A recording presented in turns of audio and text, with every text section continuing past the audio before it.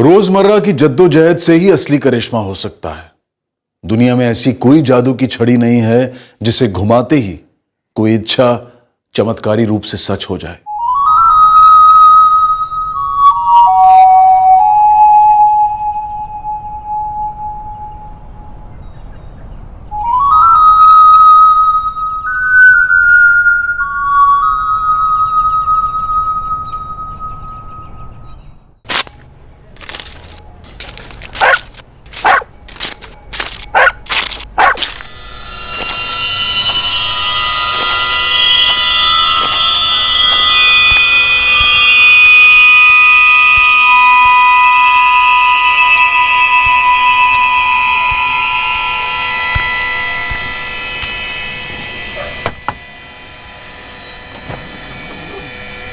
क्या है? गोविंद भाई है? नहीं, किधर गए? नरक में। जाकर नाके पे पूछो, पड़ा होगा कहीं दारू पी के।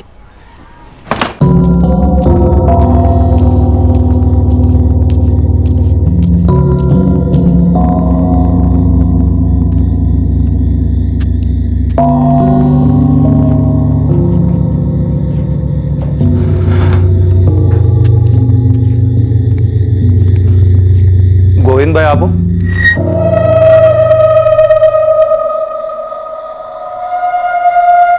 एक काम है आपसे। बोल। मुझे एक लाश चाहिए। लाश? हाँ, लाश। मतलब किसी की लाश बिछानी है, गेम बजाना है? जैसे भी, मुझे सिर्फ लाश से मतलब है। जैसे भी मतलब किसी को भी? हाँ, बस लाश चाहिए। काय को चाहिए लाश? अबे कौन है तू? ठीक से बोल। मतलब किसी की लाश बिछानी है क्या तेरे को? मरवाना है किसी को? बोला ना, सिर्फ लाश चाहिए। अब तू मेरे पास आयला है तो मेरे बारे में पूरा पता तो कीला होएगा। कितना लोगे? देख, तेरे को लाश चाहिए, लाश पेड़ पे तो उगती नहीं है, टपकाना पड़ेगा किसी को। वो तुम देखो, पैसा बोलो। लाख लेता हूं मैं, एक पेटी रोकड़ा।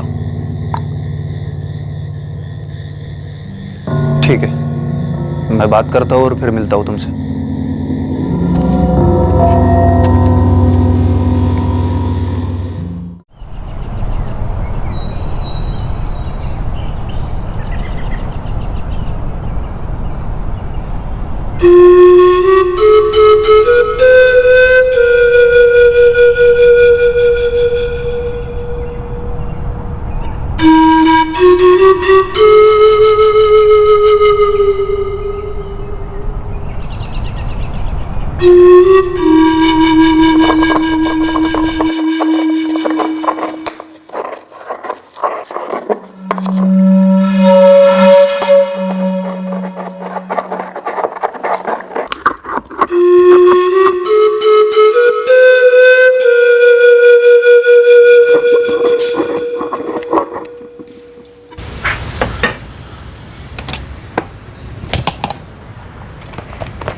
तो कम करो विजय भाई, थोड़ा डिस्काउंट दे दो। जितना कम करना था उतना कर दिया, अब इससे भी कम में चाहिए तो फ्री में ले जाओ। महंगाई खून चूस रही है विजय भाई। घर बनाऊं या घर चलाऊं कुछ समझ में नहीं आता, सब में पैसे पानी की तरह बहते। महंगाई से निपटने का तरीका है, उम्दा तरीका है। अगर 50 रुपए की असली कीमत 25 रुपए हो सकती है तो 50 रुपए की कीमत 100 रुपए भी हो सकती है। मतलब 50 रुपए का नोट 100 रुपए में बदल जाएगा? कैसे? क्यों नहीं बदल सकते? जादू टोना। जिस विज्ञान को इंसान समझ नहीं पाता, बस उस पर लेबल लगा देता है, जादू टोना। डॉलर का भाव क्यों चढ़ता है? कोई जादू टोना। तेल, क्रूड ऑयल, इसका भाव गिरता है लेकिन डॉलर का भाव कम नहीं होता। क्यों? कोई जादू टोना। मैं चलता हूँ विजय भाई, घर पे कारीगर मेरा वेट कर।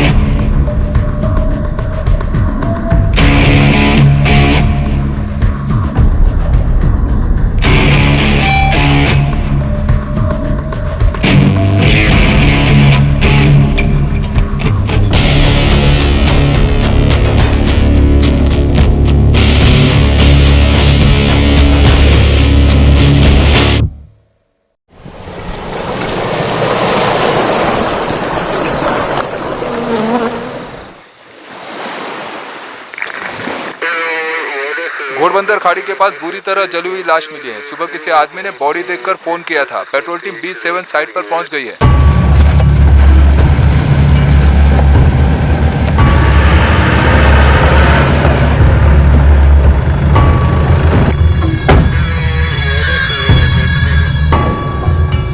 अब मैंने ही फोन किया था आपको। रोज सुबह की तरह मैं खाड़ी की तरफ आ रहा था, मेरी बोट है ना उसका डीजल चेक करने, तब मैंने ये देखा साहब।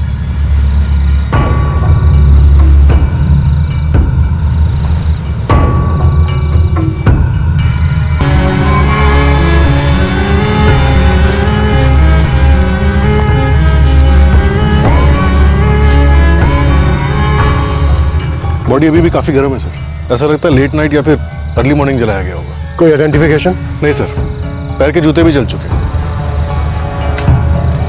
कुछ मिला? अभी तक तो नहीं। जितनी चालाकी से बॉडी जलाई गई है, उससे लगता नहीं है कि इतनी आसानी से आंखों के सामने कुछ आ जाएगा। सर जारी रखो। डेफिनेटली मेल बॉडी है।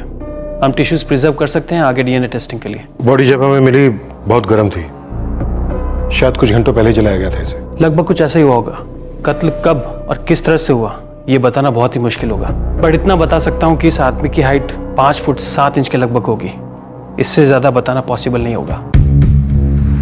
किसी को भी नहीं देखा? इतना ध्यान नहीं गए साहब। क्या है, हाईवे है ना, पब्लिक आते जाती रहती है। देर रात को भी नहीं? नहीं, देर रात को तो कम हो जाती है पब्लिक, लेकिन सर खाड़ी की तरफ जाने वाले रास्ते पर कल तो कोई नहीं दिखा। मैडम जी, मैं तो अपनी दुकान 8 बजे बंद कर लेता हूँ। इसके पहले कभी किसी को खाड़ी की तरफ जाते देखा था? हाँ, ऐसे किसी को खास तो नहीं देखा मैडम, लेकिन ज्यादातर खाड़ी की तरफ वही मछुआरे लोग जाते हैं जिनकी वहाँ बोट बंदी हुई है।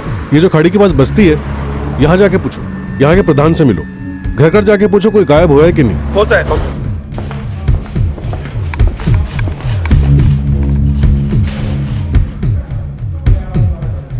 सारे पुलिस स्टेशन में मैसेज भेज दो कि जितनी भी मिसिंग कंप्लेन है सबको स्कैन करें। 5 फुट 7 इंच मेल। 1-2 दिन में फोरेंसिक डिपार्टमेंट से विक्टिम की सही एज का भी पता चल जाएगा। अभी तक हमारे पास जितनी इंफॉर्मेशन है उसके बेस पर अपनी इन्वेस्टिगेशन शुरू करो। Right sir.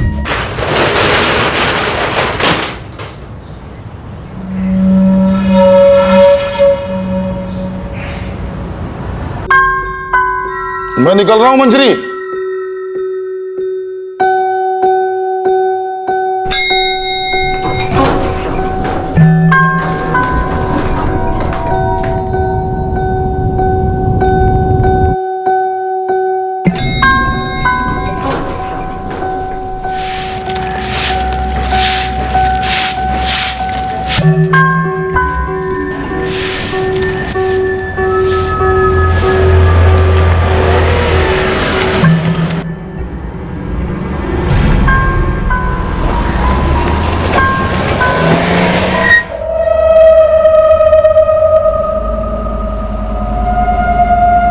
इंस्पेक्टर, मैंने फॉरेंसिक लैब से अर्जेंट बेसिस पे टिश्यूज एनालिसिस करवाई हैं। विक्टिम की एज 50 और 55 के बीच है। अब हमारी इन्वेस्टिगेशन और थोड़ी स्ट्रीमलाइन होगी। विक्टिम की उम्र 50 से 55 के बीच है।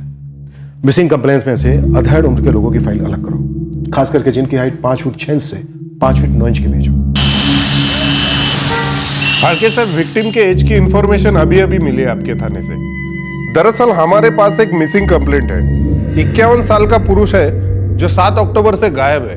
सर विजय राठौड़ नाम है उसका, दहीसर का रहने वाला है। वहां पर एक हार्डवेयर की दुकान चलाता है।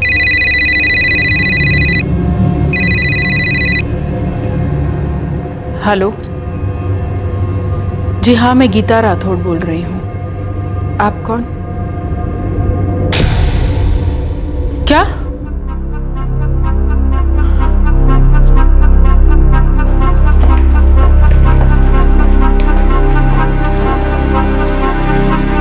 गीता जी, मैंने आपसे पहले ही कहा था कि लाश को पहचानना लगभग नामुमकिन है। हाँ, पूरी दुनिया में सिर्फ मेरे पापा थोड़ी ना है जो 51 साल के हैं, जिनकी हाइट 5 साल है। नमिता बेटा, आपके पापा और आपके पति विजय राठौड़ 6 अक्टूबर की रात से गायब है और ये लाश हमें 7 अक्टूबर को मिली है। मतलब 2 डिटेल्स मैच करती हैं। हाँ, हम दावे के साथ नहीं कह सकते हैं कि ये लाश विजय राठौड़ की है, लेकिन ये पॉसिबिलिटीज हैं। जली हुई लाश से हमें जितनी भी थोड़ी बहुत डिटेल्स मिली वो सब विजय राठौड़ की डिस्क्रिप्शन से मैच करता है। हम लाश का डीएनए टेस्ट करवाएंगे, तभी हम 100% श्योर हो पाएंगे कि वो लाश विजय राठौड़ की है या नहीं। नमिता बेटा, उसके लिए हमें आपके सैंपल्स की जरूरत होगी। जाहिर सी बात थी कि लाश इस कदर जलाई गई थी ताकि वो पहचानी ना जा सके, पर अक्सर कत्ल करने वाले ये नहीं जानते या समझते कि राख भी गवाही देती है। ये बरामद हुआ शव वाकई विजय राठौड़ का ही था और ये 100% साबित भी हुआ।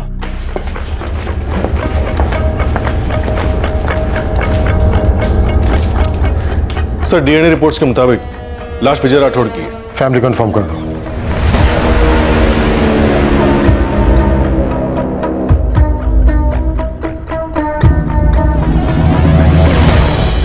सर, जो टीम विजय राठौड़ की मिसिंग केस को हैंडल कर रही थी उसके पास उसके कॉल रिकॉर्ड्स भी, कई नंबर आइडेंटिफाई हुए, उनसे बात भी हुई है। फिर से एक नंबर स्कैन करो, सब लोगों से बात करो। हो सकता है कोई झूठ बोल रहा हो।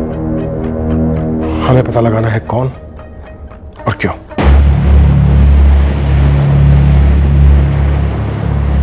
जगदीश दीक्षित, विजय राठौड़ दोस्त थे आपके? जी, उसी की लाइन से हूं मैं, हार्डवेयर लाइन से।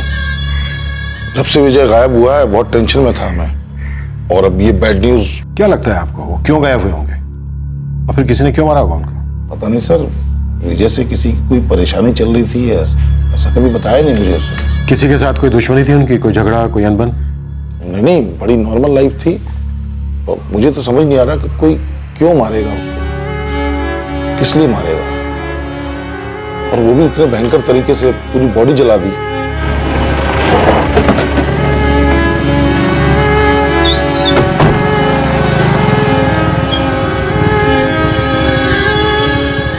सर सच कहूँ तो जब मुझे पता चला कि विजय भाई 6 अक्टूबर को यहाँ से घर नहीं पहुँचे तो मुझे बड़ा अजीब लगा। अच्छा, उस दिन या उससे पहले विजय का किसी कस्टमर से कोई झगड़ा हुआ हो या किसी से कोई दुश्मनी? नहीं, ऐसा तो कुछ नहीं हुआ था सर, लेकिन क्या है ना, किसी का कुछ कहा नहीं जा सकता। शायद उनके घर वालों को कुछ पता हो। मेरी लास्ट बात हुई थी पापा से। कब हुई थी? 6 अक्टूबर को। कितने बजे? ये कुछ रात के 8 बजे होंगे लगभग। जब वो अपनी शॉप बंद कर रहे थे तभी मैंने उन्हें कॉल किया था। ना बेटा, खाने पर वेट मत करना, तुम और मम्मी खा लेना है। लेकिन पापा आप जा कहाँ रहे हैं? कुछ काम है, लेट हो सकता हूँ। और मम्मी को बोलो वेट ना करे, चाबी है मेरे पास, आ जाऊंगा मैं। कुछ भी नहीं बताया कहाँ जा रहे थे? आपको कोई अंदाजा है गीता जी? नहीं, उस रात वो घर नहीं लौटे तो नेक्स्ट टाइम हमने मिसिंग रिपोर्ट लिखवाई थी। उस वक्त तक पापा का फोन स्विच ऑफ हो चुका था। जरा सोच के ध्यान से बताइए, याद कीजिए। सालों पहले दबा मामला भी हो सकता है। क्या उनका कभी किसी से झगड़ा हुआ था? किसी दोस्त से, रिश्तेदार से, कस्टमर से, या फिर किसी अजनबी से? नहीं, ऐसा कुछ नहीं था। लेकिन अगर कुछ ऐसा हुआ हो जो उन्होंने हमें नहीं बताया है तो मैं नहीं कह सकती। गीता जी, तुषार गोयल कौन है? तुषार गोयल? मैंने नाम पहले कभी नहीं सुना।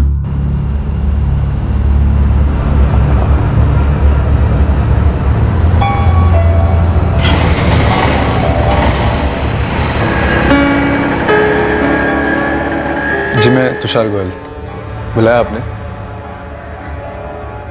तुषार, तुम्हारा विजय राठौर से मुझे कल ही पता चला उनके बारे में कि विजय अंकल के साथ क्या भयानक हादसा हुआ। जब वो मिसिंग हुए तभी मुझे फ़ोन आ गया देसर पुलिस से, क्योंकि 6 अक्टूबर को मेरी उनसे कुछ बात हुई थी, कुछ 4 बजे के आसपास। विजय राठौर को कैसे जानते हो? जी, मेरे पापा का रेस्टोरेंट है और मैं भी संभालता हूँ, और रेस्टोरेंट में जो भी हार्डवेयर का सामान का रिक्वायरमेंट होती है उनकी दुकान से आता है। काफ़ी दिलचस्प इंसान थे। दिलचस्प? क्यों? क्योंकि वो डिलीवरी करने खुद ही आते थे और बहुत ही इंटरेस्टिंग बातें करते थे हमेशा। मैं भी उनकी दुकान पर जाया करता था, अक्सर बात होती थी। 6 अक्टूबर को तुम्हारी उनसे क्या बात हुई थी? यही बस हाय हेलो, कुछ खास नहीं। विजय राठौर को कौन मारना चाहेगा और क्यों? ये मैं कैसे बता सकता हूँ मैडम, बहुत ही अच्छे इंसान थे वो, एकदम अलग टाइप के, हमेशा अलग अलग टॉपिक पर बात करते थे। एक वर्ड में बोलो तो दिलचस्प। दिलचस्प? हाँ, वैसे वो दिलचस्प तो था आदमी, मगर थोड़ा अजीब था। अजीब मतलब स्क्रू ढीला नहीं, वैसे वो थोड़ा अलग था, हटके था, सनकी। नहीं, मतलब सर उतना भी सनकी नहीं था वो।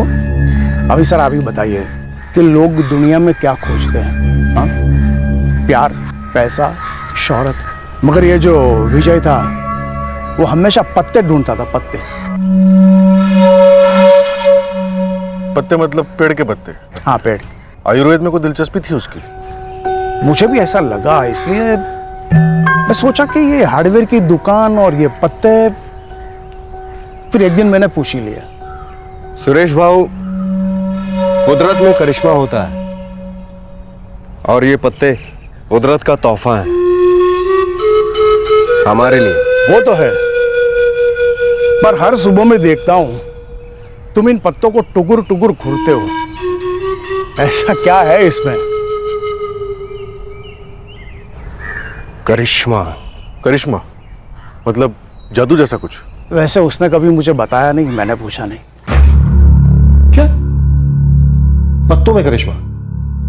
पेड़ के पत्तों में? हाँ सर, सुनकर मुझे भी बड़ा अजीब लगा।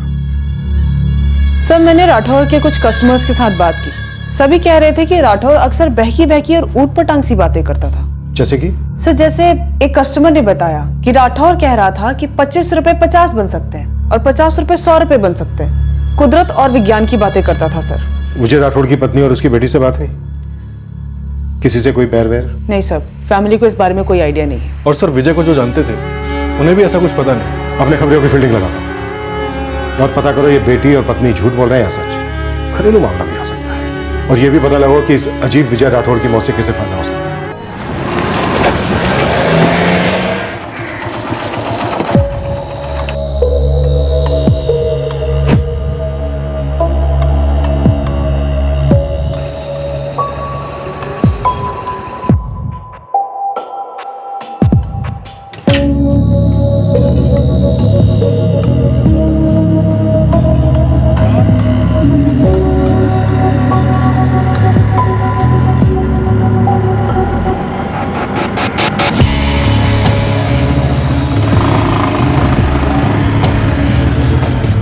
सलाम साहब। बोल। ये जगदीश दीक्षित जो है, इसका विजय के घर पे काफी आना जाना हो रहा है। विजय के घर पे क्यों? अब साहब, घर के अंदर तो मेरे लड़के फील्डिंग नहीं कर सकते ना, क्या बात होती है अंदर ये तो घर वाले ही बता सकेंगे।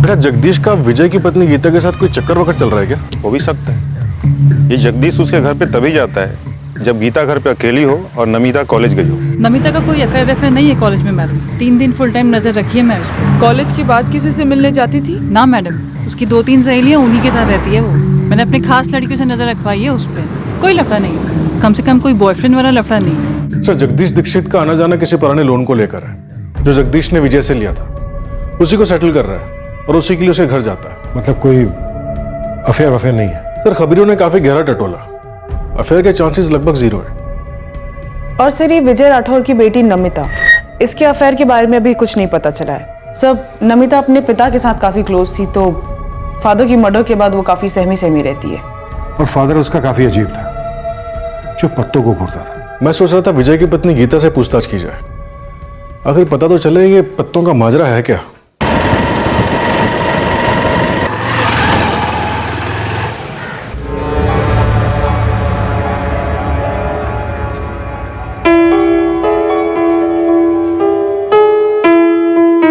जी उनका इंटरेस्ट अलग अलग चीजों में होता था, लेकिन वो अपने तक ही रखते थे। लेकिन गीता जी, हमने सुना है कि विजय जी घर में कुछ खास पौधों के खास पत्ते लेकर आते थे। उनका मानना था कि उसमें कुछ जादुई शक्तियां हैं, करिश्मा जैसा कुछ।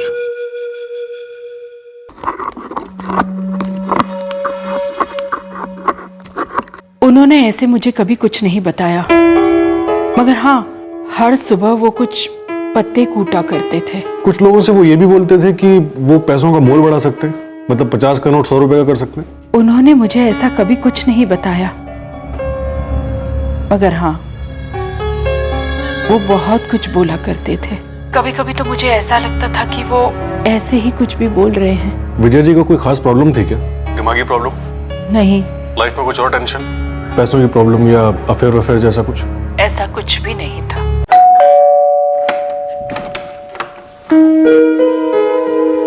जी जी, मेरा नाम तुषार गोयल है।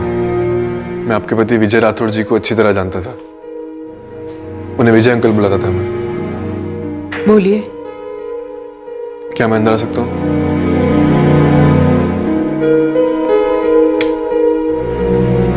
दरअसल मुझे समझ नहीं आ रहा मैं कैसे कहूँ, पर उसी के लिए आया हूँ तो कह देता हूँ। मुझे मेरी किताब वापस चाहिए। जी, किताब? मैंने विजय अंकल को पढ़ने के लिए दी थी, और उसके बाद ये सब हो गया तो शायद आपके घर में ही कहीं पड़ी होगी। बहुत ही कीमती किताब है मेरी वो, मुझे वापस चाहिए प्लीज। मुझे तो किसी किताब के बारे में उन्होंने कभी बताया ही नहीं। कौन सी किताब और किस बारे में है ये किताब? पेड़ पौधों के बारे में। नहीं, पापा ने तो मुझे कभी किसी किताब के बारे में तो नहीं बताया। फिर भी एक बार उनके रूम में चेक कर लीजिए।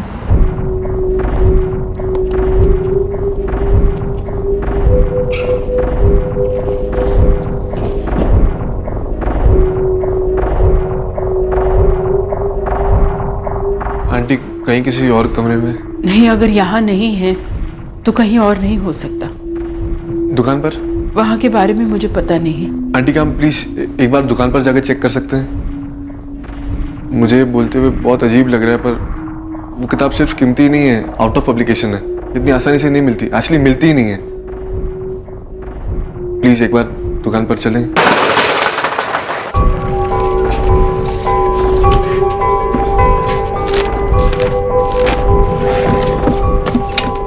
तुषार, ये विजय पत्तों में इतनी दिलचस्पी क्यों रखते थे? आपको नहीं मालूम? नहीं मालूम, तभी तो तुमसे मैं पूछ रही हूँ। इस बारे में उन्होंने मुझे कभी कुछ बताया ही नहीं।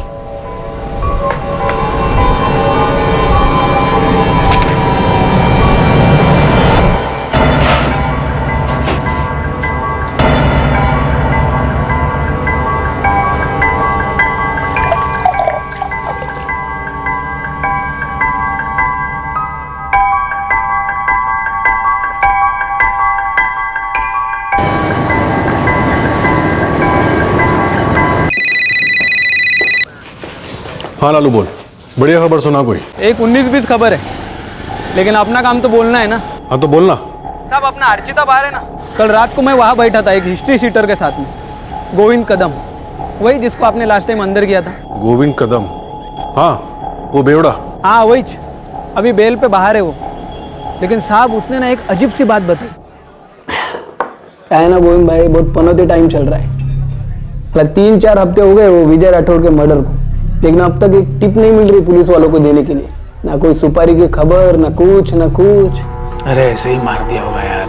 ऐसे का क्या मतलब है गोविंद भाई? ऐसे ही टाइम पास के लिए या किसी सुपारी के नेट प्रैक्टिस के लिए? हाँ नहीं नहीं, ऐसे ही मतलब लाश के लिए। लाश के लिए? नहीं, मैं कुछ समझा नहीं। अरे कुछ दिन पहले ना मेरे पास ढक्कन आया, बोला मेरे को तेरे से एक काम है। मैं बोला बोल, किसी को मार के टपकाना है क्या तेरे को? बोला कोई भी चलेगा, बस लाश चाहिए। क्या क्या बात कर रहे हो गोविंद भाई? लाश चाहिए थी, लेकिन किस लिए? ये तो उस ढक्कन को ही मालूम। मैंने दोबारा पूछा, किसी खास आदमी को मार के टपकाना है तेरे को? हाँ, फिर क्या बोले वो?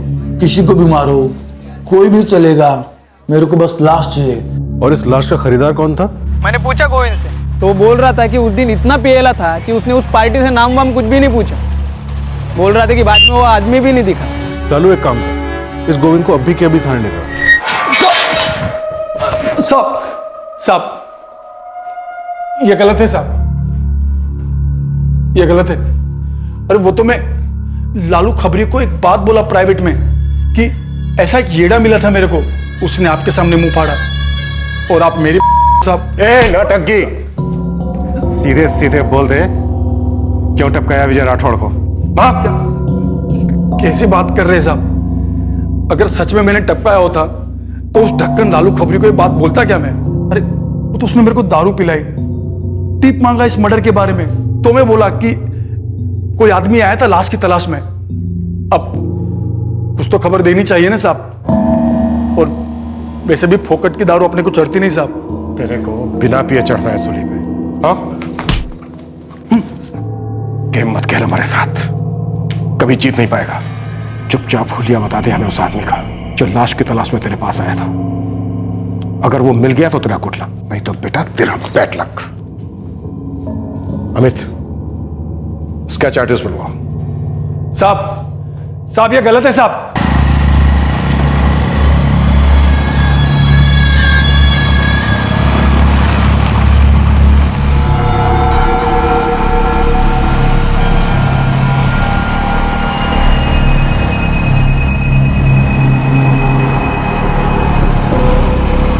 ये हिस्ट्री शीटर गोविंद सच बोल रहा था या नहीं ये तो नहीं पता, पर उसके बताए हुलिये से ये निकला है। एक काम करो, हेल जाओ और पता करो ऐसा कोई आदमी है भी या नहीं। सर, सारे थाने डिस्ट्रिक्ट के साथ साथ पूरी मुंबई में भी सस्पेक्ट का स्केच भेज दिया। और तुषार गोयल आदमी लगे उसके पीछे। सर, ये केस भी सच में बड़ा अजीब है। एक हार्डवेयर शॉप चलाने वाला आदमी पत्तों में दिलचस्पी रखता है। ये बुक की क्या बात कर रहा था तुषार? सर, मेरे तो कुछ समझ में ही नहीं आ रहा है। कुछ दिन पहले आपके पुलिस स्टेशन से मंजू मैडम मुझसे पूछ रही थी कि ये तुषार गोयल कौन है। फिर आपने मुझसे पूछा कि पत्तों का क्या माजरा है मेरे पति की लाइफ में। फिर ये तुषार गोयल खुद मेरे घर में आकर के पत्तों की किसी कीमती किताब के बारे में बात कर रहा था जो उसने मेरे पति को दी थी। सर, मुझे तो ऐसा कुछ याद नहीं है कि मेरे पति ऐसी कोई किताब लाए हो और मेरे सामने पड़ी हो, और वो भी किसी से उधार लेकर।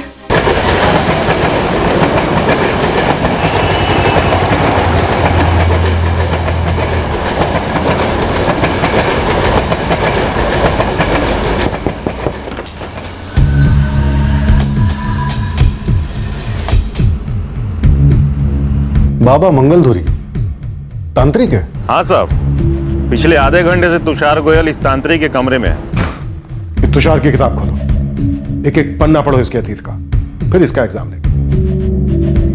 जादुई पत्ते, तांत्रिक बाबा, कुछ ना कुछ झाड़ फूंक का मामला हो सकता है।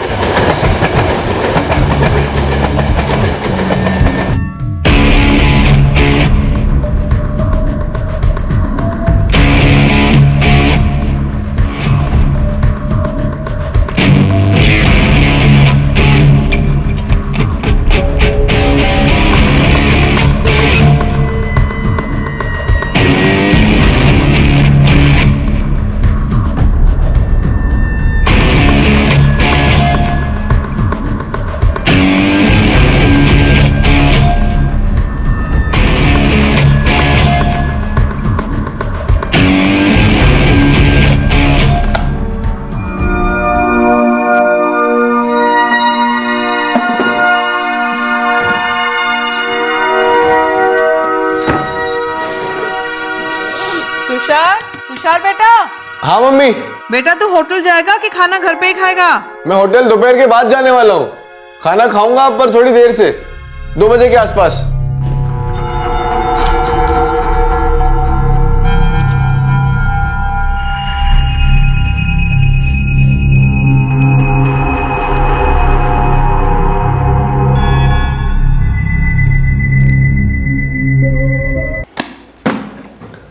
अबे क्यों टेंशन ले रहा है, पास हो जाएगा तू। यार कुछ नहीं पढ़ा है मैंने, अब पढ़ने बैठा तो कुछ समझ नहीं आ रहा, मुझे पूरा कंफ्यूज हो रहा है, पहले क्या पढूं बाद में क्या पढूं, पक्का फेल हूं मैं। आज तक मैं फेल नहीं हुआ, तू कैसे फेल हो जाएगा बे? साला इतना तो पढ़ाई करता है तू। वही तू यहाँ वहाँ पे लेके गया मुझे, कभी मूवी चल कभी मैच चल, ये टाइम पास वो टाइम पास, पढ़ाई पे फोकस नहीं करने दिया तूने मुझे। बे यार तू बोर मत कर यार, और खुद की फ्रस्ट्रेशन मुझ पर क्यों निकाल रहा है तू? और तू दूध पीता बच्चा है जो मेरी बातों में आ जाएगा। तो तेरी बातों में आकर ये हाल हुआ है मेरा, सीरियसली। साले तू मेरी बातों में आकर फंसा है। तो चल एक सॉल्यूशन बताता हूं तुझे। क्या सॉल्यूशन? बाबा अच्युतानंद भाई टॉप का बाबा है, फालतू फ्रॉड नहीं है, रियल बातें जानता है वो। उसने तांत्रिक साइंस में MSc किया है, तेरे सारे प्रॉब्लम्स यू खत्म कर देगा वो। अबे जा बे, यहाँ पड़ी है मेरी, तू जादू तोड़ने की गोली दे रहा है। अबे गोली नहीं बे, रियलिटी है। अबे मुझे देखना, मैं आज तक कभी फेल हुआ क्या? नहीं। अबे मार्क्स के मार्क्स और मस्ती की मस्ती। कैसे? कॉपी करके ना, ग्रहों का सेटिंग है बॉस। मैं तो कहता हूँ तू एक बार स्टडी कर ले इस सब्जेक्ट पर, तुझे समझ में भी आएगा। मैं तो कहता हूँ कि तू भी एक बार चल, छोटी सी एक पूजा कर ले, फिर देख लाइफ में कैसा करिश्मा होता है तेरे। ये चाय पीना।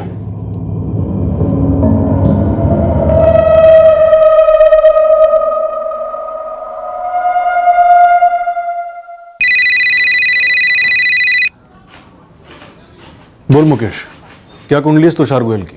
सर पढ़े लिखे फैमिली का इकलौता बच्चा है, बाप का रेस्टोरेंट है, यहीं पास में एक अच्छा फ्लैट भी है। देखने में तो सब कुछ नॉर्मल लगता है, ठीक ठाक, लेकिन ये तांत्रिक बाबा वाला क्या चक्कर है समझ में नहीं आ रहा है। और खुद? सर खोदने को खोदूंगा सर, लेकिन अच्छा ये होगा कि आप सामने से पूछ लो, उठा लो उसे। ठीक है उठवा लूंगा, लेकिन तू पहले ये पता कर कि एक 24 साल का पढ़ा लिखा लड़का एक तांत्रिक बाबा के चक्कर में कैसे पड़ गया? कोई लड़की वड़की का चक्कर है क्या?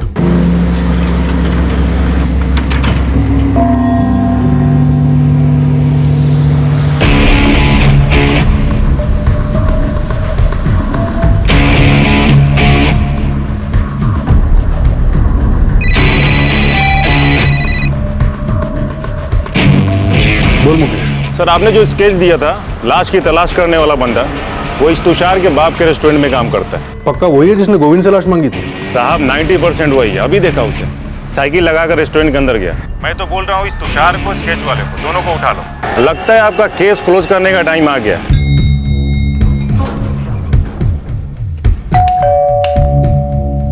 क्या हुआ है? क्या किया मेरे साहब? क्या बात है सर, क्या किया इसने? सिर्फ इसी ने नहीं, तुम्हारा बेटा तुषार भी शामिल है सर। किस बात में सर? चलो सर तुषार ने ऐसा क्या कर दिया सर? सर बताइए तो सही प्लीज, बात क्या है? कुछ हमें भी तो पता चले सर, प्लीज सर बात तो सुनिए सर। सर हुआ क्या है बताइए तो सही।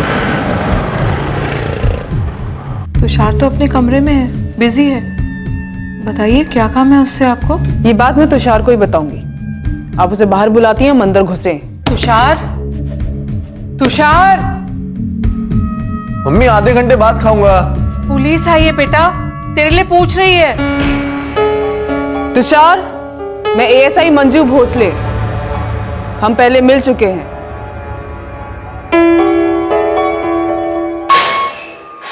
अरे साहब। हाँ साहब, साहब यही था वो ढक्कन जिसको लाश चाहिए थी।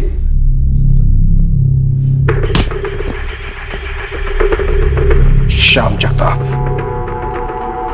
पूरा पूरा सच बोलते हैं, अगर आधा सच बोला ना तो जिंदगी भर अधमरी लाश का लाएगा। क्यों चाहिए थी लाश? मुझे नहीं चाहिए थी लाश, वो मेरे मालिक के बेटे तुषार सेठ को चाहिए थी। उन्होंने बोला शाम एक लाश दिला दे, अच्छे पैसे मिलेंगे। लाश? लेकिन लाश किस लिए चाहिए तुषार सेठ? उसका तुझसे कोई ताल्लुक नहीं है,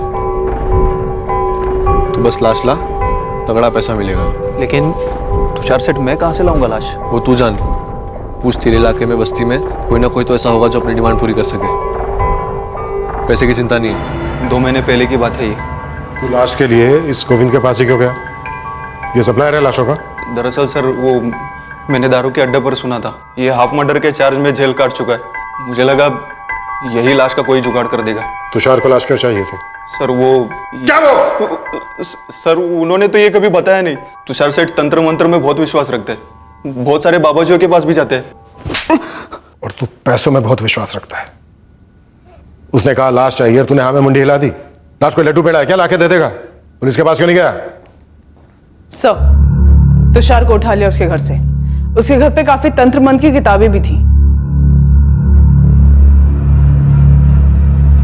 ये सब मतलब हमें पता ही नहीं हमारा बेटा ये सब पढ़ रहा था। कहां से आई ये सब किताबें? जादू से। एक लंबे समय से आपका इकलौता बेटा ढोंगी, पाखंडी, तांत्रिक बाबाओं के चक्कर काट रहा था। हो सकता है उसने कोई चमत्कारी छड़ी हासिल की उनसे। ऐसे कैसे हो सकता है? हमें तो अभी तक कोई आभास भी नहीं हुआ। हम तो यही सोचते रहे कि हमारा बेटा बंद कमरे में बैठ के पढ़ाई कर रहा है। तो किसी पूजा पाठ, तंत्र मंत्र के लिए मारा तूने विजय राठौड़ को। ओए जादूगर, जादू पकड़ा गया तेरा। अब सीधे सीधे बोलते हैं, तूने खुद मारा ना विजय राठौड़ को, ताकि लाश के तेरे पैसे बच जाए, पॉकेट में लाश मिल जाए तेरे जादू टोने के लिए, तंत्र मंत्र के लिए। नमस्ते अंकल। अरे तुषार, नमस्ते, आजा। ये रहे पीपल के पत्ते। अब सच सच बताओ, ये इस्तेमाल होंगे ना? पीपल के नहीं, कभी नहीं। तो फिर कौन से पत्ते? आज तो बता ही दो। अभी एक्सपेरिमेंट चल ही रहा है, ऐसे कैसे बीच में फॉर्मूला बता दूं? हाँ? और फिर पूरा होने के बाद भी क्यों बताऊं? मेरी मेहनत तो गई ना पानी में। हाँ तो मुझे तो बता ही सकते हो ना मंगल। मैं भी आपकी तरह कुदरत के करिश्मे में विश्वास करता हूँ। अंकल, मैं आपकी बड़ी इज्जत करता हूँ। अपना चिल्ला समझ कर ही बता दो मुझे। नहीं रे, मैं ऐसी मीठी बातों में नहीं आने वाला।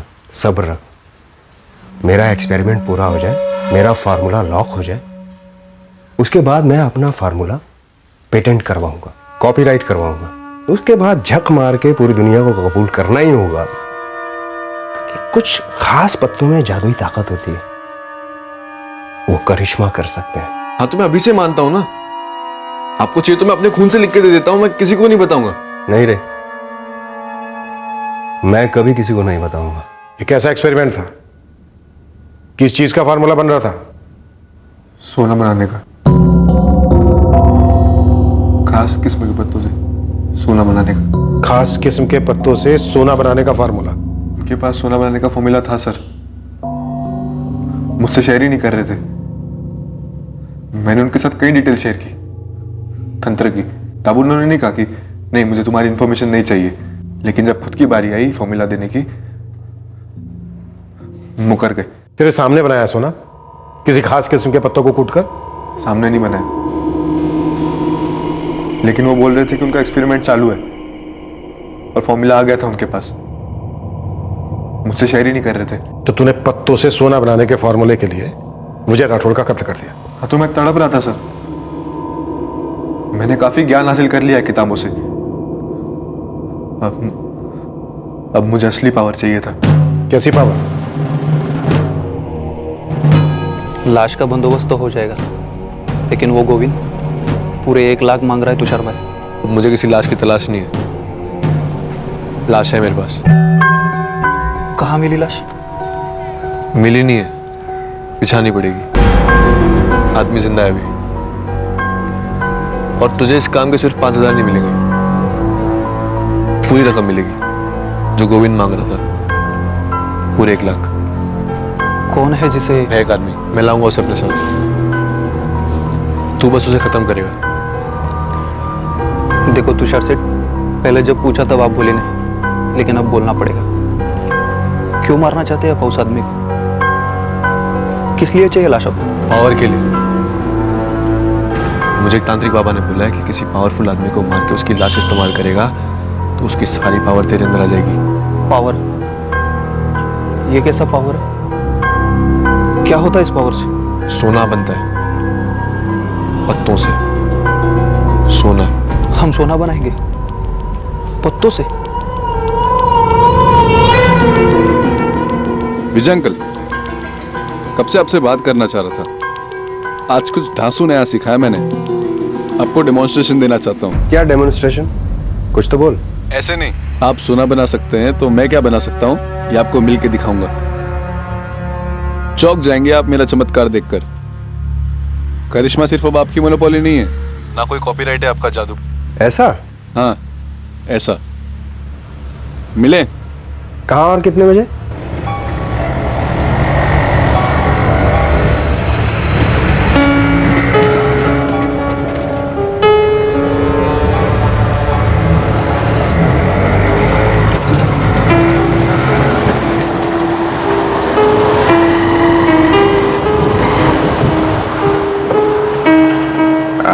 तुषार, आइए बैठिए, चलते हैं।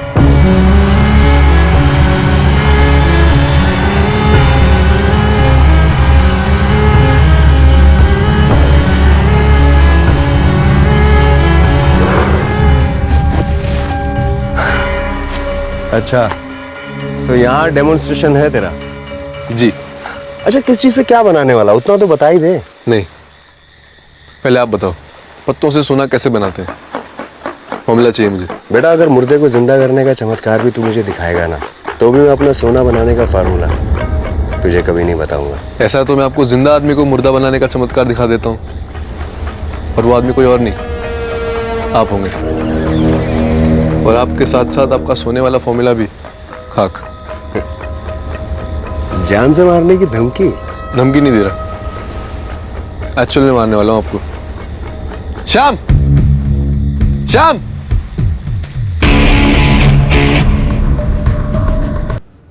खाड़ी में। तो जिस कीमती किताब को तो ढूंढने की एक्टिंग कर रहा था, दरअसल वो पत्तों से सोना बनाने का फार्मूला था। तुझे लगा कि विजय राठौड़ ने वो कहीं लिख के रख दिया होगा, घर पे या दुकान पर। तू बीएससी ग्रेजुएट है, 24 साल का, 21वीं सदी का यंग मैन। तूने ऐसा सोच भी कैसे लिया कि पत्तों से सोना बनाने का कोई फॉर्मूला हो सकता है? सर, विजय अंकल भी पढ़े लिखे थे, पोस्ट ग्रेजुएट। वो कई सालों से इसे स्टडी कर रहे थे। वो मेरे सामने कई तरह के पत्ते इकट्ठा करते थे। सर, जो दुनिया में साबित नहीं हुआ है, जरूरी नहीं वो विज्ञान ना हो।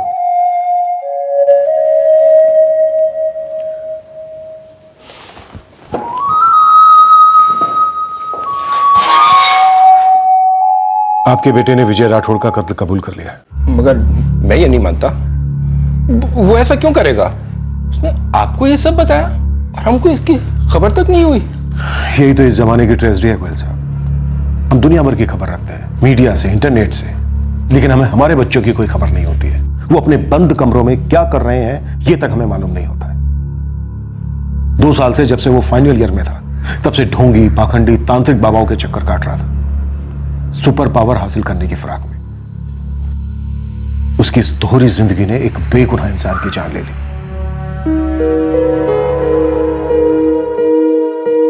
गीता जी, नमिता, क्या विजय जी वाकई सीरियसली इस तरह का एक्सपेरिमेंट कर रहे थे? मुझे तो मजाक ही लगता था। कभी बोलते थे कि इस महीने से राशन मत लाना, सारे डब्बे अपने आप से ही भर जाएंगे। मुझे भी हमेशा मजाक ही लगता था। हमने भी सुना है कि विजय जी अक्सर ऐसी बातें करते रहते थे। और ये लड़का तुषार, जो उनकी पत्ते से सोना बनाने वाली बातों में आ गया और उसने विजय जी को मार डाला, अब खुद तो जेल जाएगा ही और उसका मुलाजिम भी जाएगा, जो पैसों की लालच में आकर बेवकूफ बन गया।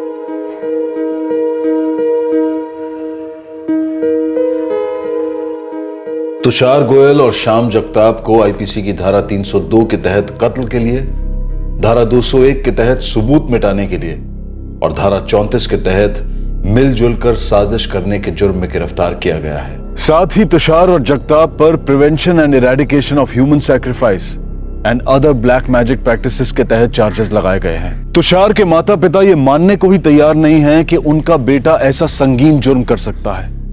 दरअसल किसी के लिए भी ये मानना मुश्किल लगता है कि एक पढ़ा लिखा, आज की सदी का शहरी लड़का इस तरह की हरकत करेगा। लेकिन देश विदेश में ऐसे हादसे आए दिन होते आए हैं और हो रहे हैं। करिश्मा या किसी चमत्कार के लोभ में लॉजिक और विवेक के साथ साथ इंसानियत भी चुटकी बजाते ही गायब हो जाती है। धन का लालच हो, किसी इंसान के प्रेम का लालच हो, किसी को नुकसान पहुंचाने की इच्छा हो, कोई एग्जाम पास करना हो या फिर कोई छोटा सा छोटा कार्य हो, जादू का शॉर्टकट अपनाने वालों की कमी नहीं है इस दुनिया में। और इस शॉर्टकट का रास्ता दिखाने वाले पाखंडियों की भी कमी नहीं है इस दुनिया में। हर इंसान की जिंदगी का सबसे बड़ा करिश्मा होता है उसके अपने अंदर की चेतना, आत्मविश्वास और मेहनत करने की शक्ति का आभास होना। और यही एक पावर होती है जो इंसान को जिंदगी के हर उतार चढ़ाव का संतुलित मन से सामना करने की ताकत देती है।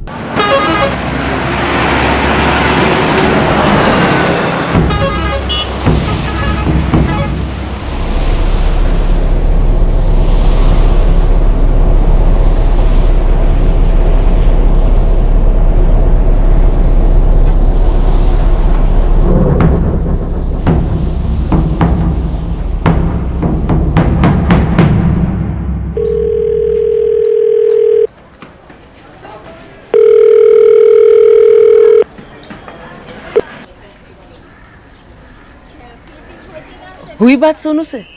फोन उठाएगा तब बात होगा ना। पापा हर जगह देख लिया, सोनू भैया कहीं नहीं मिले। कहाँ चला गया होगा ये लड़का? मैं भी उसी का ही फोन ट्राई कर रही हूँ रामकिशोर, लेकिन सोनू फोन उठा ही नहीं रहा है। क्या मैडम जी, फोन उठाया आपका? फोन नहीं उठा रहा है वो। मैं उसका नंबर ट्राई कर रही हूँ, सिर्फ रिंग जा रही है, फोन नहीं उठा रहा। फोन नहीं उठा रहा है? हम भी सब जगह ढूंढ लिए मैडम जी, पता नहीं हमारा सोनू कहाँ चला गया है। सोनू के पापा भी काफी बेहाल हैं। देखो कविता, मेरे ख्याल से और वेट करने का कोई पॉइंट नहीं है, पुलिस की हेल्प लेते हैं। पापा मैं भी आपके साथ चलूंगा। और हम भी चलेंगे आपके साथ। ठीक है, चलो।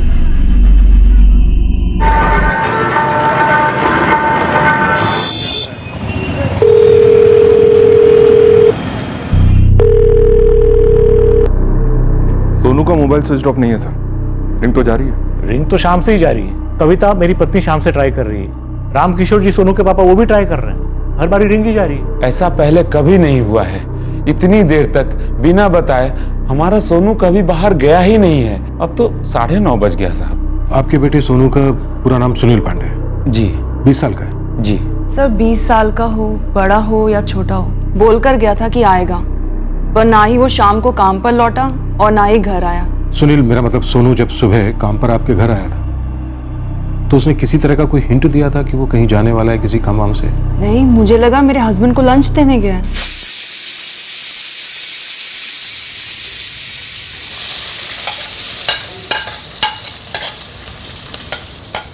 हाँ जी, मैं कह देनी हूँ, सोनू टिफिन दे जाएगा आपको, ठीक है? Okay bye. सोनू सुन, एक काम कर, अपने रंजीत सर का डब्बा पैक कर दे और उनको ऑफिस दे आ। जी मैडम। फिर उसने डब्बा पैक किया और जाने से पहले मुझसे 3000 रुपए मांगे। 3000? किस लिए? मैडम वो 3000 रुपये चाहिए थे मुझे, पापा के कुछ काम के लिए। अब अगले महीने की तनख्वाह से काट लेना मैडम। ठीक है।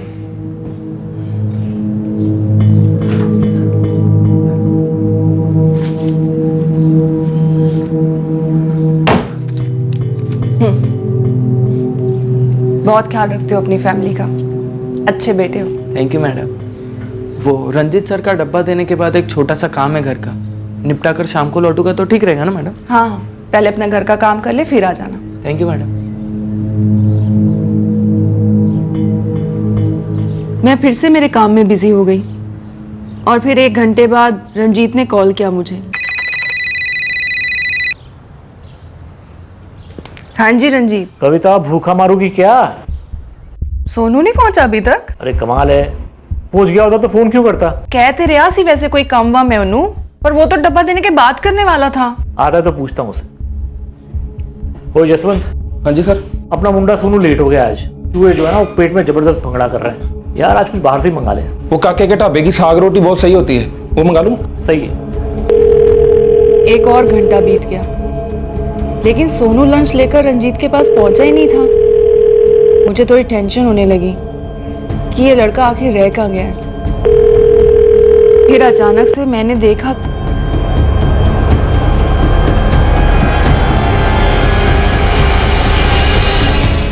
उसने टिफिन पैक किया, लेकिन वो टिफिन लेकर नहीं निकला। नहीं सर, और वो फोन भी नहीं उठा रहा था, तो मैंने वेट किया, सोचा कि शाम को 5:30 बजे के करीब वो आएगा तब पूछ लूंगी, लेकिन सर वो आया ही नहीं। तो तकरीबन 8 बजे के करीब मैंने उसके फादर रामकिशोर जी को फ़ोन किया। कुछ समझ में नहीं आ रहा है साहब, घर पर भी सोनू ने कुछ नहीं बताया है। आपको 3000 रुपए किस लिए चाहिए थे जो सोनू ने इनसे एडवांस में लिए? ऐसा तो कुछ नहीं था साहब। लक्ष्मी जी, आपको सोनू से घर पर दोपहर को क्या काम था? नहीं साहब, हमने तो उससे कोई भी काम नहीं कहा था।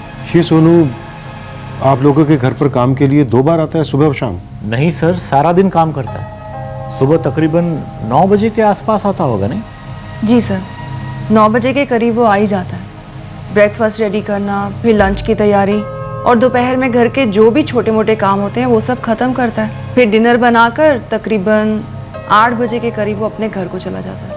बहुत होनहार लड़का है सर, सारा काम करता है। मेरी एक ट्रांसपोर्ट की कंपनी है, तो कभी कभी दोपहर को मैं वहाँ बुला लेता हूँ, वहाँ भी अच्छा काम करता है। सर सोनू का मोबाइल अभी भी चालू है। मोबाइल कंपनी ट्रैकिंग शुरू कर रही है। उनका कहना है कि एग्जैक्ट लोकेशन आने में कल तक का टाइम लग सकता है। फोन अभी भी चालू है, बंद नहीं हुआ है। हो सकता है वो कहीं चला गया हो, बस फोन नहीं उठा रहा हो। लेकिन सर वो फोन क्यों नहीं उठाएगा? ये अभी कह पाना मुश्किल है, लेकिन जैसा कि आपकी मिसेज ने कहा कि वो कह रहा था उसे कुछ काम है, तो हो सकता है वो उस काम से कहीं गया हो। 20 साल का लड़का है, बालिग है, खुद कमाता है। अब अगर वो अपनी मर्जी से कहीं गया है तो ये मिसिंग केस के दायरे में तो नहीं आता। सोनू आज तक कहीं भी अकेले नहीं गया है। अमरा जी बहुत घबरा रहा है। लक्ष्मी जी मैं समझ सकता हूं, लेकिन हमें 24 घंटे इंतजार करना हो। अगर देर रात तक या सुबह तक सोनू आ जाता है तो ठीक है, नहीं तो हम मिसिंग कंप्लेंट दर्ज करेंगे और ढूंढ निकालेंगे आपके सोनू को।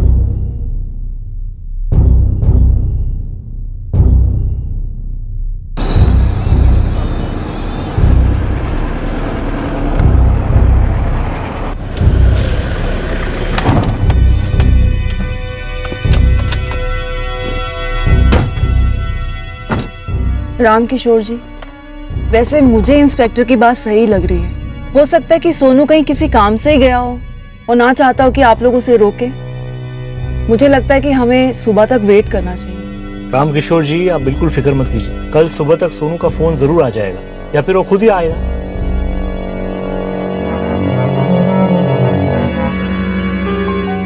पापा कल सुबह फिर से सोनू भैया को फोन करते हैं, और अगर भैया कल सुबह भी फोन नहीं उठाएंगे तो फिर से पुलिस स्टेशन जाएंगे।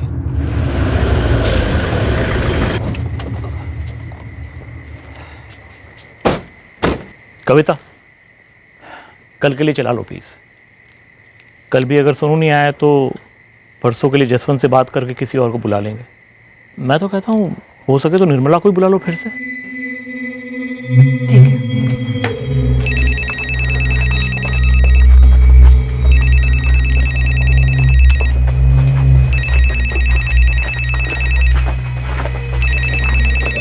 सिर्फ मारा नहीं, दफनाया भी जा चुका था। क्या सोनू की खोज कभी जमीन के नीचे तक पहुंच पाएगी, जहां सोनू हमेशा के लिए सो चुका था? क्या कभी किसी को पता भी चल पाएगा कि सोनू का कत्ल हुआ और क्यों हुआ?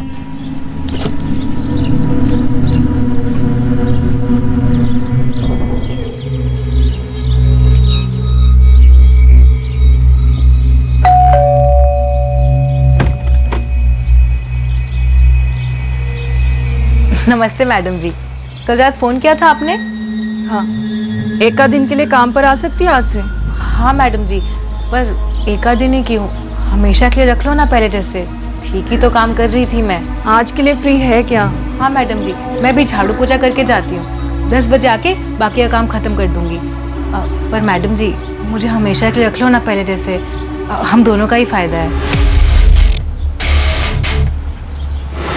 सर वो लड़का सोनू, सुनील पांडे जो है, कल रात वाला मामला ना, कॉल किया उसने? नहीं सर, उसके फादर ने उसके नंबर पे कॉल किया था लेकिन स्विच ऑफ आया। फिर मैंने भी उसका फोन चेक किया सर, लेकिन अभी भी स्विच ऑफ है। इस सुनील पांडे और सोनू के फोन लोकेशंस निकालो, पता करते हैं कहां गया और क्यों गया।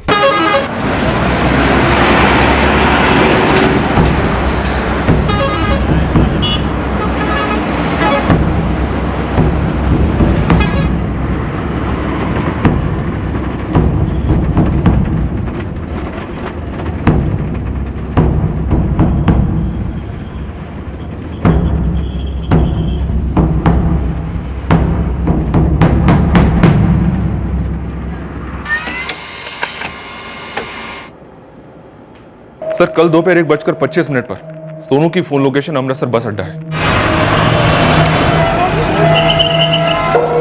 तकरीबन 2:30 बजे के आसपास अमृतसर बस अड्डे से मूवमेंट शुरू होती है सर, वाया जालंधर, फगवाड़ा, लुधियाना, कुरुक्षेत्र, करनाल, पानीपत, सोनीपत। उसके बाद दिल्ली में मोबाइल स्विच ऑफ हुआ। दिल्ली में कहां? ISBT, Kashmiri gate.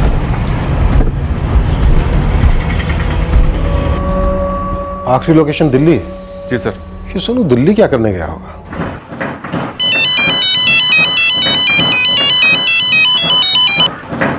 Hello Ramkishore जी, आपका दिल्ली में कौन है? क्या है वहां पर? दिल्ली? सोनू का फोन दिल्ली में बंद हुआ। सोनू दिल्ली काहे के लिए जाएगा साहब? ये तो आप बता सकते हैं। क्या सोनू दिल्ली? पर सर सोनू ने कभी दिल्ली का मेंशन ही नहीं किया। आपने कहा था लगभग दोपहर के 1 बजे सोनू घर से निकला था। सर मैंने दोपहर कहा था, लेकिन टाइम एग्जैक्टली मेरे को याद नहीं है। लगभग 1:30 बजे उसका सेलफोन लोकेशन है अमृतसर बस स्टैंड। फिर वाया पंजाब हरियाणा होते हुए दिल्ली में उसका फोन स्विच ऑफ हुआ। दिल्ली में कश्मीरी गेट ISBT। बड़ी अजीब बात है सर, मेरे को कल से ही लग रहा था कुछ प्रॉब्लम है। और सोनू ऐसा लड़का है नहीं जो अपने काम की जगह से बिना इन्फॉर्म किए कहीं चला जाए। और घर से नहीं सर, कोई चांस ही नहीं है। फिरौती, पर ये रामकिशोर तो दिहाड़ी मजदूर है सर। फिरौती ना से ही, पर कोई तो वजह होगी। ये लड़का बिना अपने घर बताए, बिना अपने काम की जगह बताए ऐसे ही कहीं चला गया, जिसे पहले कभी नहीं किया। कहीं कोई और बात तो नहीं सर? हो सकता है, पर बात है क्या? इसे गए हुए 24 घंटे से ऊपर हो गए। मिसिंग केस बनता है। नहीं रंजीत, कुछ पता नहीं चला है। सोनू का फोन उनको दिल्ली में मिला है। मतलब कुछ बता रहे थे कि दिल्ली में बंद हुआ है। अच्छा, मैं बाद में बात करती हूँ। मैडम जी, मैंने घर का सारा काम कर दिया, मैं चलती हूँ। शाम को वापस आना है? हाँ निर्मला। मैडम जी, मुझे हमेशा के लिए रख लो ना, क्योंकि मुझे नहीं लगता है लड़का सोनू वापस आने वाला है। तो कुछ जानती है सोनू के बारे में? नहीं नहीं मैडम जी, वो तो अभी आप फोन पे बात कर रही थी ना, तो मैंने सुना। तो शाम को तब बात करते हैं। जो आपकी मर्जी मैडम जी, लेकिन एक बात कह देती हूँ, घर काम जवान लड़कों के लिए बिल्कुल नहीं है। मोहित, ऐसा तो नहीं है कि ये लड़का किसी लड़की वड़की के चक्कर में कहीं भाग गया हो? कुछ कह नहीं सकते सर, 20 साल का लड़का है, पर शायद इसके माँ बाप को भी इस बात का पता नहीं होगा, वरना ये बात निकलती जरूर। ये भी तो हो सकता है कि माँ बाप को पता हो, बताना भूल गए, उनके दिमाग से निकल गई।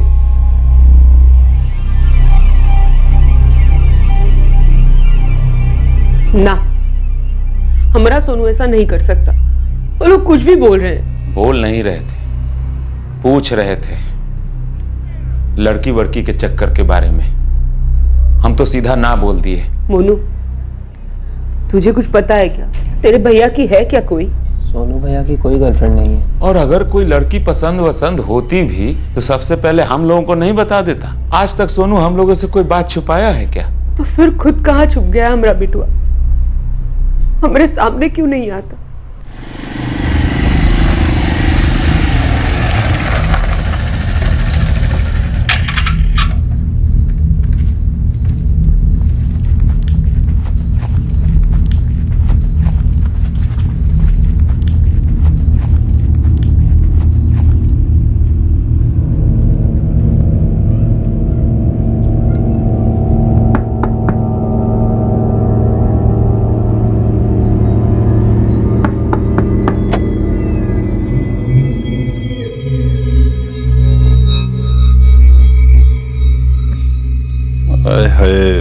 कितनी कमाल दी एक्टिंग कर दी तू शर्माने दी, एकदम नई दुल्हन वर्गी। काश तू भी दूल्हे राजा की एक्टिंग कर ही लेता। किसने देखा तो नहीं तुझे आते हुए? मुझे क्या पता। वैसे कदों तक रहेंगी तेरे माँ बाप कर दूं बाहर? परसों तक नहीं लौटेंगे। पूरे 3 दिन तक अकेली हूँ मैं इस घर में। अच्छा, तो मेरी शर्मिली दुल्हन, चल तेरे अकेलेपन का इलाज कर दिया। हाँ जी, हाँ जी, हाँ जी, हाँ जी।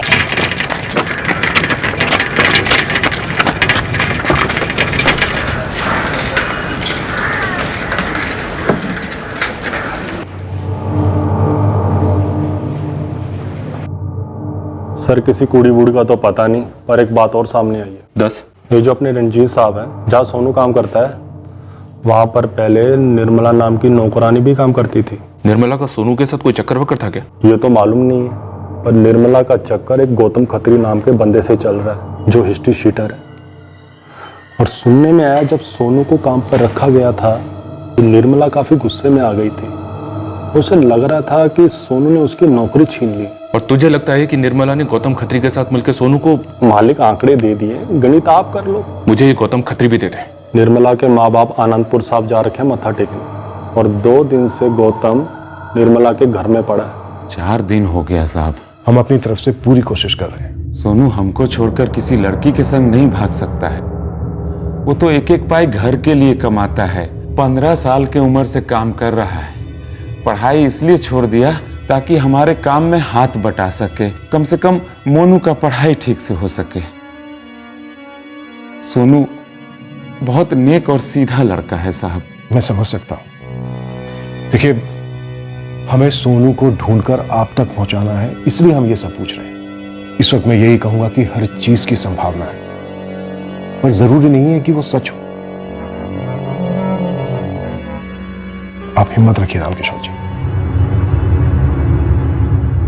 यार छठो, अरे ओ सर जी 6 महीने तो मैं कुछ किया ही नहीं।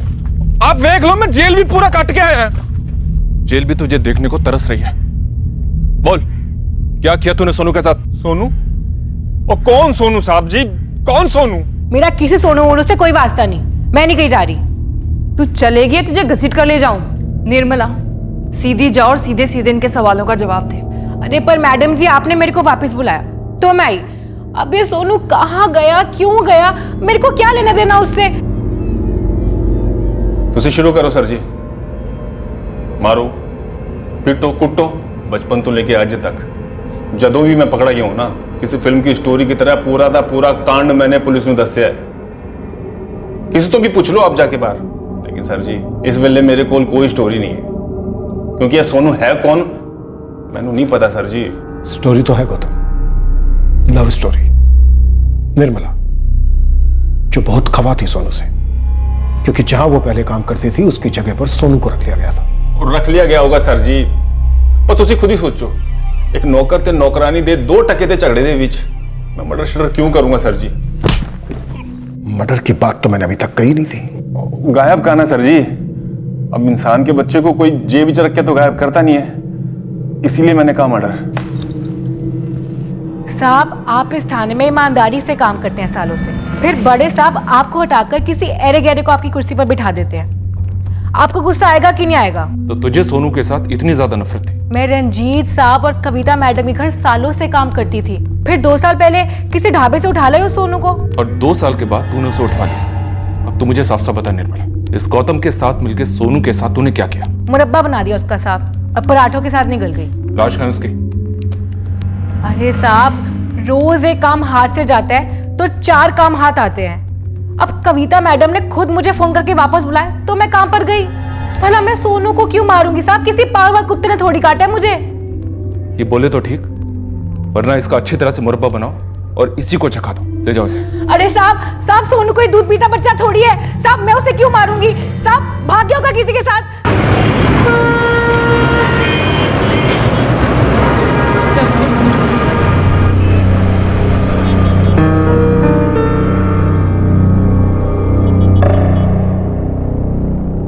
अमृतसर जलंधर हाईवे पर टकरीवाल के पास है ढाबा। जी, हम 7-8 बार ही गए वहां, खाना बड़ा अच्छा होता है। फिर एक दिन रहा नहीं गया तो ढाबे के मालिक से पूछ ही लिया।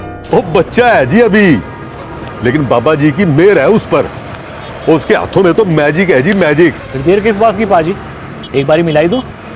ओ छोटू, जरा सोनू को भेज जल्दी। और लो आ गया अपने ढाबे का स्टार, सोनू द ग्रेट। वाह, क्या खाना बनाता है। ये ले, रख ले। और रख ले पुत्र, कोई गल नहीं। थैंक यू सर जी। फिर जब मैं अगली बार वहां गया तब मैंने सोनू से पूछ ही लिया। ओ जी, तुसी फिक्र ना करो, तुम्हारे सारे ट्रक निकल गए टाइम पे। हाँ जी, वो एक्साइज नाके पे। हाँ जी, हाँ जी, मैं आपको फोन करांगा जी। सत श्री अकाल।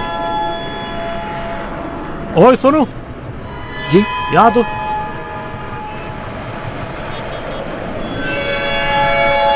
पिछली बार तूने कहा था कि तू राणा नगर अमृतसर का रहने वाला है। हाँ सर जी। मतलब इतनी दूर से तू रोज आता है खाना बनाने? दरअसल मैंने शुरुआत यहीं से की, यहीं सीखा और यहीं पे लगा हूँ। कितना देता है कर्जा से?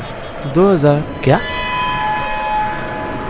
पूरे महीने का सिर्फ 2000 रुपए? सर जी, मैंने 5000 रुपए से स्टार्ट किया था। आज की तारीख में 8000 रुपए देता हूँ। ऑफिस के कामों के लिए अलग से देता हूँ। बहुत ही मेहनती लड़का है सर, बहुत स्मार्ट लड़का है वो। I mean, गरीबी की वजह से उसका स्कूल जरूर छूट गया, लेकिन सीखने की लगन उसमें कभी कम नहीं हुई थी। आप यकीन नहीं मानेंगे, पहली बार वो मेरे साथ कंप्यूटर पर बैठा था और सिर्फ 4 घंटे में सारे बेसिक सीख गया था। ये लड़का ऐसे ही तो गायब नहीं हो सकता। मेरा मतलब, अपने आप तो ऐसे ही कहीं नहीं जा सकता। बहुत डाउटफुल है सर जी। ढाबे का मालिक करतार सिंह, उसे तो अच्छा नहीं लगा होगा। उसके ढाबे के स्टार को आप जो छीन लाए थे। एक्चुअली जब सोनू ने वहाँ का जॉब छोड़ा और मेरे पास आया, उसके कुछ ही दिनों बाद मैं करतार सिंह के ढाबे पे फिर से रुका था। फिर करतार सिंह से भी मिला और खफा था मुझसे, कहने लगा तूने जो किया गलत किया, मेरा सबसे बेहतरीन कुक छीन लिया। कोई धमकी वमकी? धमकी नहीं, लेकिन नाराज बहुत था। पर सर जी उस बात को भी 2 साल बीत चुके हैं।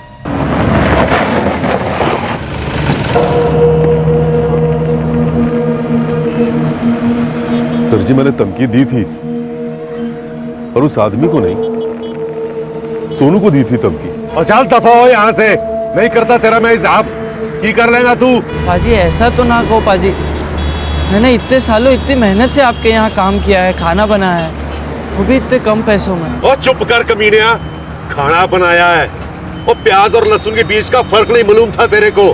मैंने हाथ पकड़ पकड़ कर सिखाया तेरे को। पोछा नहीं मारना आता था तेरे को, फिर भी तेरे को रख लिया मैंने अपने ढाबे पे तरस खा के। पाजी आपका यह एहसान मैं कभी नहीं भूलूंगा, पर रंजीत सर का घर बिल्कुल मेरे घर के पास में है, पैसे भी दुगने दे रहे, वो दुगने से भी ज्यादा। तो दफा होना यहाँ से। पाजी हिसाब कर दो ना पाजी। करूंगा पुत्र, एक न एक दिन मैं तेरा हिसाब जरूर बराबर करूंगा। सिर्फ खाना बनाना नहीं सर जी, जीने की तमीज सिखाई थी मैंने उसे। सिर्फ 15 साल का था जब वो यहां आया था। एक एक चीज मैंने उसे अपने हाथों से सिखाई थी, बिल्कुल एक गुरु की तरह। और वो दगा दे गया साला। और उस दगा के 2 साल बाद तुमने अपनी गुरु दक्षिणा वसूल कर ली, उसे गायब करके। जिसने भी आपको यह खबर दी है कि मैं सोनू पे गुस्सा था, गुस्से में मैंने उसे धमकी दी, तो सर जी खबर तो खबर होती है, और जरूरी नहीं है कि हर खबर सच्ची हो। हाँ तो सच क्या है आप बताइए। सच ये है साहब जी कि हाँ मैंने तब उसका हिसाब नहीं किया था, लेकिन 6 महीने बाद मैंने उसके वो 2000 रुपये उसके कार भेज दिए थे उसके बाप के पास। जाओ पूछ लो उनसे। 2 साल पहले छोड़ गया था, बच्चा था, अपना ही बच्चा था, और बच्चों से बदला लूं इतना छोटा मैं नहीं हूं साहब जी।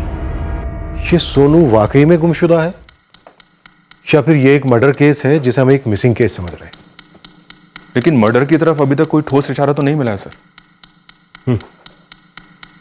नहीं मिला है, बस एक बार गौतम के मुंह से मर्डर निकला था। एक नौकर ते नौकरानी दे 2 टके ते झगड़े दे बीच मैं मर्डर शर्डर क्यों करूंगा सर जी? लेकिन सर मर्डर केस बनने के लिए किसी मोटिव का होना जरूरी है, कोई तगड़ा सस्पेक्ट हो। अब ये निर्मला, गौतम और वो ढाबे वाला करतार सिंह, इन तीनों के मोटिव्स काफी हल्के हैं सर, और इन तीनों के स्टेटमेंट में कोई झूठ भी तो नजर नहीं आ रहा है। बहुत अजीब है, इस केस में अभी तक हमें कुछ नजर नहीं आ रहा है।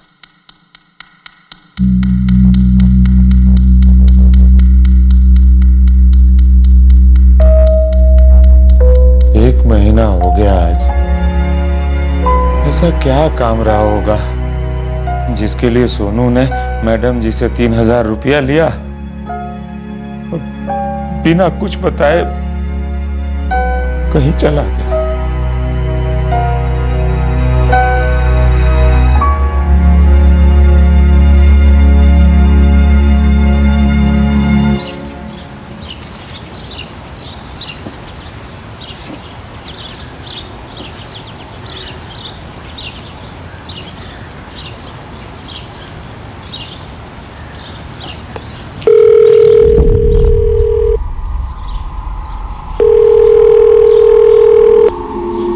डेढ़ महीने के दर्दनाक सन्नाटे ने सोनू के भाई मोनू को हताश कर दिया था। उसने फ्रस्ट्रेशन में, गुस्से में, दुख में एक तुक्का लगाया। उसने अपने भाई का नंबर डायल किया बिना किसी उम्मीद के कि इससे कुछ होगा, लेकिन उस दिन कुछ हुआ। मंजीत गिल? कौन है मंजीत गिल? मुझे नहीं पता सर, भैया की याद आ रही थी तो मैंने ऐसे उनका नंबर डायल किया। इस बंदे ने फोन उठाया, मैंने पूछा क्या है आपका फोन है, तो कहने लगा वो ना जी ना, अगर सच कहूं तो ये मेरा फोन तो है ही नहीं जी। हाँ, ये फोन मेरे बड़े भाई सुनील पांडे का फोन है। वो ते तो मोनू हो गए, नाम तो यही फ्लैश हुआ था मोबाइल पे। जी जी मैं मोनू ही हूँ। मंजीत जी आप कहाँ हो? ओ जी मैं तो अमृतसर में हूँ, तुसी कहाँ से गल करते पे हो? देखिए आप फोन मत काटिएगा, मेरा बड़ा भाई 1 महीने से गायब है। गायब? उसने कहा उसे सोनू भैया का फोन किसी बस में पड़ा मिला। उठा लो इस मंजीत गिल को। ओ साहब जी, मेरा तो जी बिजनेस है सब्जियां का जी। ओ जी कुछ दिन पहले मैं अपने भरा को मिलने गया था जी कुरुक्षेत्र। जब वापस लौट रहा था तो बस में मुझे ये मोबाइल पड़ा मिला, अमृतसर उतरने से पहले जी।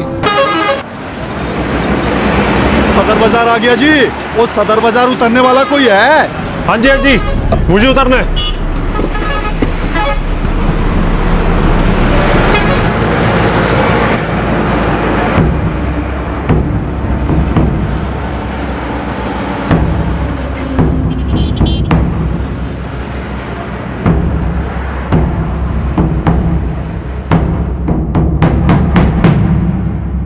रब दी सो सर जी, मैं झूठ नहीं दस रहा। मुझे फोन बस में पड़ा मिला था जी। मैं तो इन बंदों को भी नहीं जानता, कभी मिला तक नहीं जी मैं इन बंदों से। कब की बात है? 4 सितंबर की बात है जी। मैं अपने भरा को मिलने गया था कुरुक्षेत्र। तकरीबन कुछ 2 हफ्ते हो गए होंगे जी। और इन 2 हफ्तों में तुम्हें एक बार भी इस बात का ख्याल नहीं आया कि चलो पता करते हैं फोन किसका है? सर सच कहा तो मैं फोन के बारे में भूल ही गया था सर। वो कल रात मैंने अपनी फोन डायरी निकालने के लिए बैग में हाथ डाला तो तब मुझे ये फोन मिला। मैंने देखा तो बैटरी डेड थी। मैंने उसे चार्ज किया तो सर आज सुबह इस मोनू का फोन आया था जी। ये जो कुरुक्षेत्र वाली बस थी दिल्ली से आ रही थी? जी सर, दिल्ली से। दिल्ली से।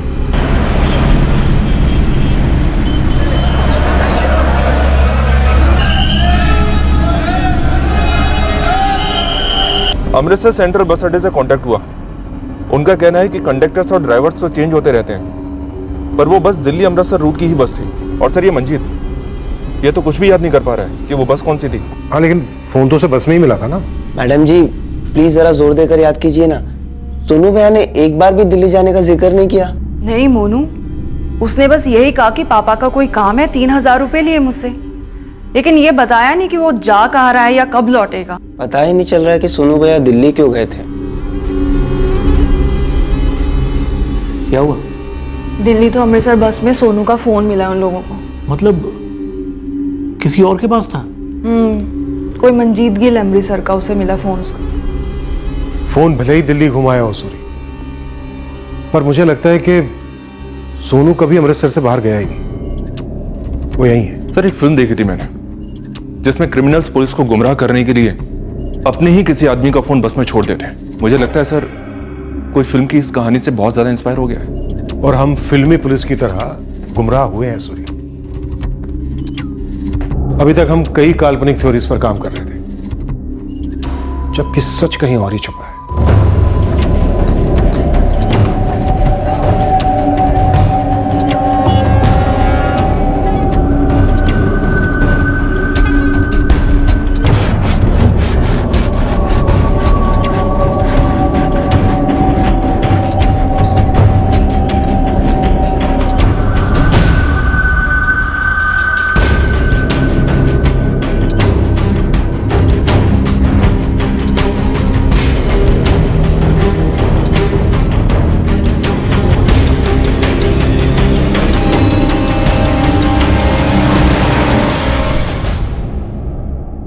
नो सर, सोनू की अपनी फैमिली के साथ कोई प्रॉब्लम नहीं है।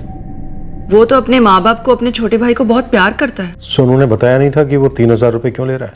आप लोग ये सवाल मुझसे चौथी बार पूछ रहे हैं। सोनू के मिलने तक ये सवाल दर्जनों बार पूछा जा सकता है मैडम। हर बार ये सवाल अलग होता है, पर मेरा जवाब तो वही है ना। ऐसा आपको लग रहा है कविता जी। क्या बात है सर? आपने कहा मेरी पत्नी कविता भी यहाँ है। जी, हमें आप दोनों से बात करनी थी। लेकिन मेरी पत्नी कविता कहाँ है सर? बलवंत सर उनसे पूछताछ कर रहे हैं। आप बैठेंगे यहाँ? सोनू को क्यों मार डाला? क्या? ये क्या बेहुदा सवाल है? सिंपल सा सवाल है कविता जी।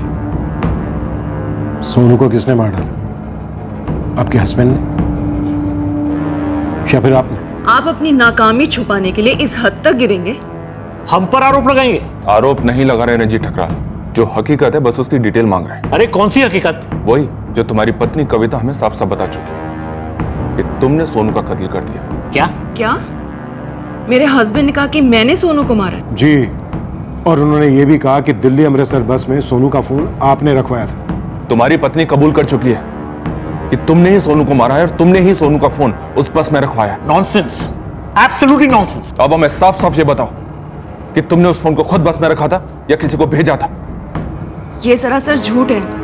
मैंने सोनू का फोन वोन नहीं रखवाया है। तो फिर किसने रखवाया? आपके हस्बैंड रंजीत ने? मेरी वाइफ ने ऐसा कहा। हाँ, और ये भी कि कत्ल तुमने किया है। अरे मनगढ़ंत बातें ये जो आप लोग कर रहे हैं। गेम खेल रहे हैं आप लोग हमारे साथ। मर्डर कोई गेम नहीं होता है कविता जी, संगीन जुर्म होता है जो आपने किया है। सोनू की कातिल हैं आप। झूठ बोल रहा रंजीत, कातिल मैं नहीं हूं, वो है। उसी ने सोनू को मार डाला, गोली मार दी सोनू को, और मैं कुछ भी नहीं कर पाई।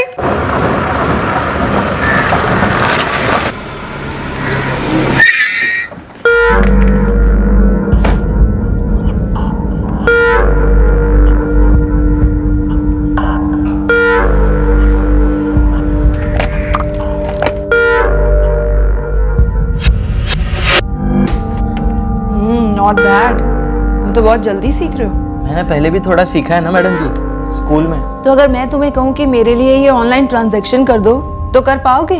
जरूर मैडम जी, बस एक दो बार आप मुझे सिखा देना, उसके बाद मैं ढंग से कर दूँ। इतना भरोसा कर सकती है आप मुझ पर? मुझे तुम पर पूरा भरोसा है। अरे रंजीत, तुम कब आए? राम सर जी, लंच के लिए आए हो? ये क्या कर दिया तुमने? तुमने इसे मार डाला रंजीत। तुमने 3 गोलियां मार दी सोनू को। उस बेचारे ने ऐसा क्या कर दिया था कविता जी? ये क्या कर दिया तुमने? हाँ, क्या कर दिया? क्यों मार दिया? बोलो ना, बोलो। तुमसे कुछ पूछ रही, बताओ क्या किया था? क्या किया था उसने? बताओ ना। नहीं सोनू, ऐसा मत करो ना। सुबह आ जाओ, शाम को भले ही छुट्टी कर लेना। मैं बोल रही हूँ ना तुम्हें, मेरी बात मानो, सुबह आ जाओ। सच्ची? वाह, वेरी गुड सोनू। तुम सुबह आओगे ना, तब आराम से बैठ कर बातें करेंगे। मैं सब कुछ अच्छे से एक्सप्लेन करूंगी तुमको। हाँ, अरे बाबा कोई बात नहीं, तू लेट आ जा थोड़ा। ठीक है, बाय।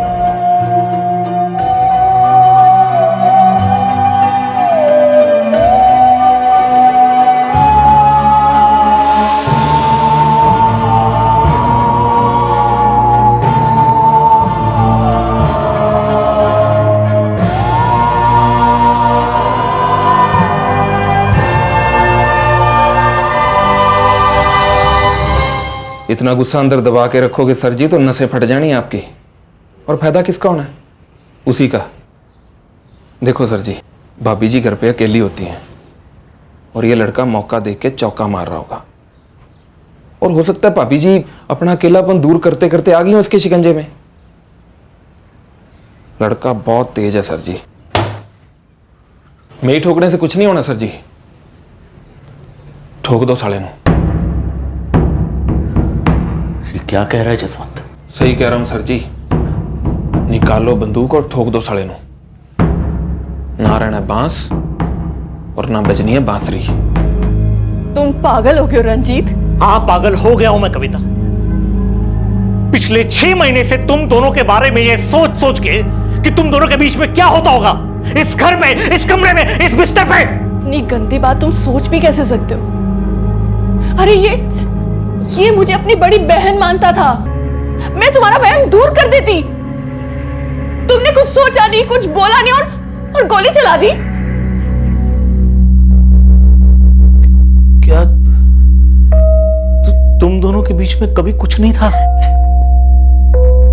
कभी तुम और... नहीं रंजीत नहीं। सोनू अपने माँ बाप का, अपने छोटे भाई का इकलौता सहारा था, एक होनहार लड़का था। मैं तो सिर्फ एक मदद का हाथ दे रही थी उसे, ताकि वो आगे बढ़ सके, और कुछ भी नहीं था।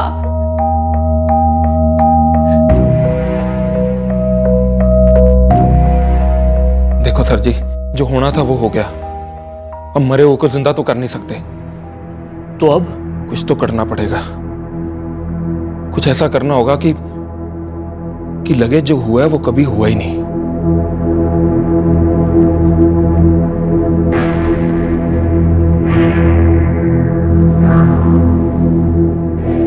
बड़ी गलती हो गई कविता। खून गलती है कविता।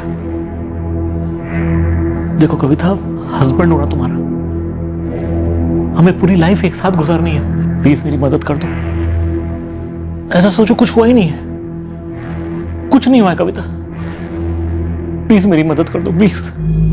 मैं उसकी बातों में आ गई थी, चुप रहकर उसकी मदद की मैंने। बस में फोन रंजीत ने ही रखा था।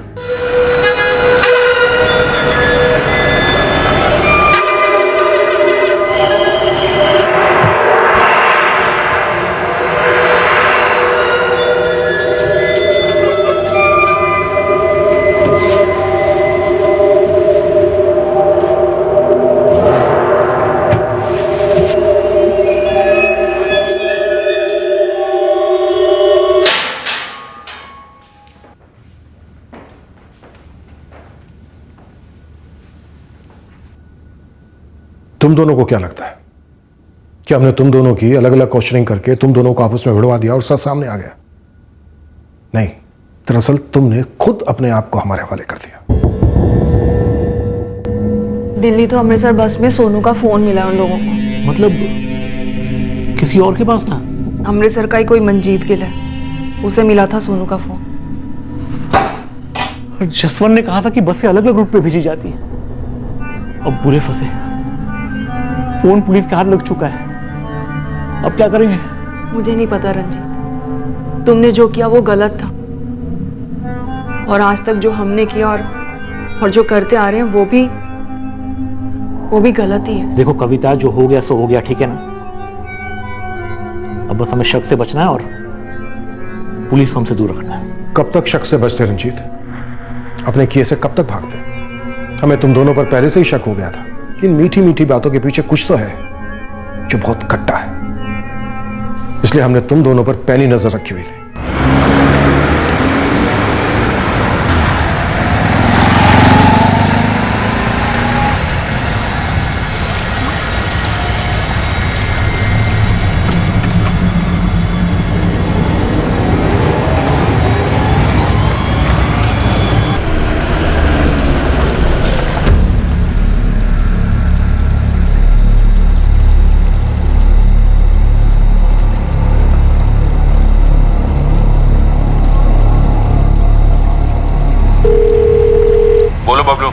सर जी, रंजीत ठकराल और उसके ऑफिस के बंदे ने नदी में अभी कुछ फेंक दिया पुल के ऊपर से। क्या फेंक दिया? ठीक से कुछ दिखा नहीं दूर से, पर मुझे किसी की अस्थियां जैसी लग रही थी।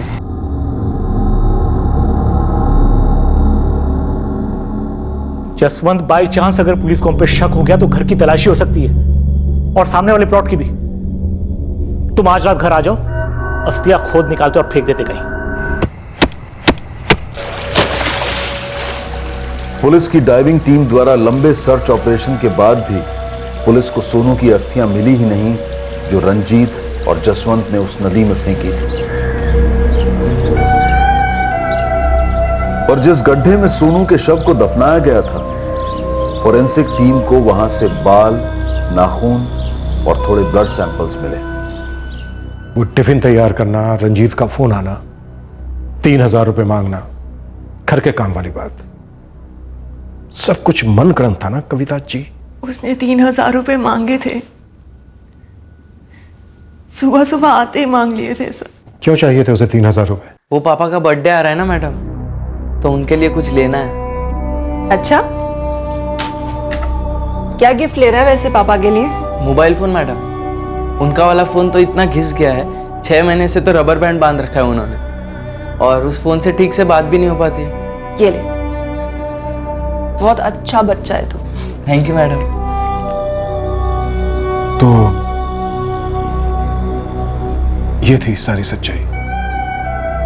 देखिए, हमें गड्ढे से जो उसके अंश मिले हैं, उसकी और आपकी डीएनए मैचिंग होगी। इसके लिए आप लोगों को हॉस्पिटल में जाना होगा। क्रियाक्रम करने जैसा ऐसा कुछ भी नहीं मिला।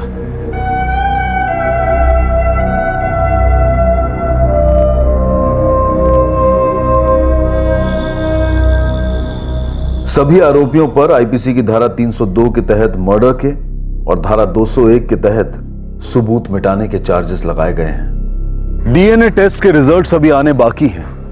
पुलिस ने सोनू की हत्या में इस्तेमाल किया गया पिस्तौल रंजीत के पास से बरामद कर लिया है। ढाबे से कम वेतन वाली नौकरी से निकालकर सोनू को बेहतर तनख्वाह और ट्रेनिंग देने वाले इस जोड़े की सच्चाई काल्पनिक परतों में छुपाई गई थी, और जब पर्दाफाश हुआ तो सोनू के माता पिता और भाई बुरी तरह से हिल गए। हम सबकी जिंदगी में कोई ऐसा होना चाहिए जिसके हाथों में सही और गलत का कॉम्पस हो, जो हर कदम पर हमें उस कॉम्पस की सुई दिखाता रहे, एक नैतिक जीपीएस की तरह, और जो हमेशा सच और सही का सपोर्ट करे, झूठ का कभी नहीं। कविता ये जीपीएस हो सकती थी, वो रंजीत को कानून तक पहुंचा सकती थी, लेकिन उसने जुर्म का साथ दिया और खुद गुनहगार बन गई। सोचने वाली बात है कि जिस रिश्ते को बचाने के लिए किसी जुर्म को छुपाना पड़े या उसका साथ देना पड़े, तो फिर उस रिश्ते में ही कोई खोट है, जो इंसान को बेहतर बनाने की बजाय एक गुनहगार बना देता है। फिर मुलाकात होगी, तब तक सुरक्षित रहें, सतर्क रहकर एक अच्छे नागरिक का फर्ज अदा करें और देखते रहें क्राइम पेट्रोल सतर्क।